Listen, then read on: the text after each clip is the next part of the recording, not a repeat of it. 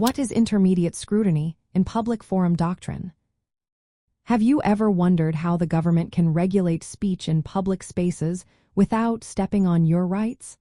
Let's break down the concept of intermediate scrutiny within the Public Forum Doctrine.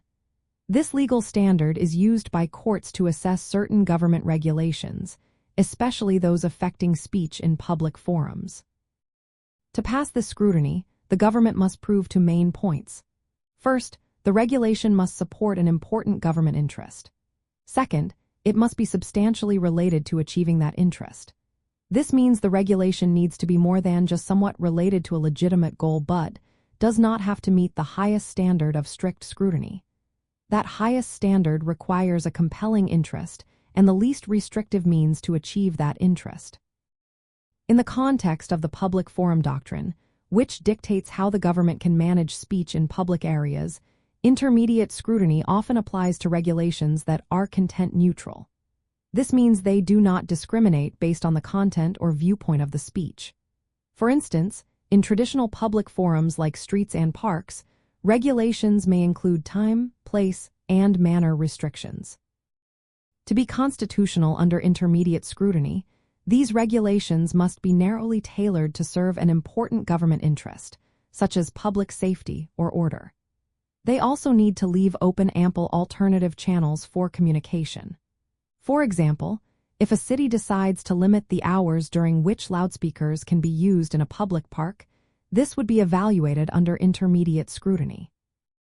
The goal here is to maintain public order while still allowing people to express themselves. The Public Forum Doctrine classifies public spaces into three categories: traditional public forums, designated public forums, and non-public or limited public forums. While traditional and designated public forums usually face strict scrutiny for content-based regulations, content-neutral time, place, and manner regulations in these forums are assessed under intermediate scrutiny. Understanding your rights under this doctrine is important. The government cannot arbitrarily restrict speech in public forums. Content-based restrictions or viewpoint discrimination generally face strict scrutiny and are often found unconstitutional unless they meet the highest standard. However, content-neutral regulations that meet intermediate scrutiny can be lawful. So, intermediate scrutiny in the Public Forum Doctrine serves as a middle-level judicial test. It protects free speech by requiring government regulations to serve important interests and be closely connected to those interests.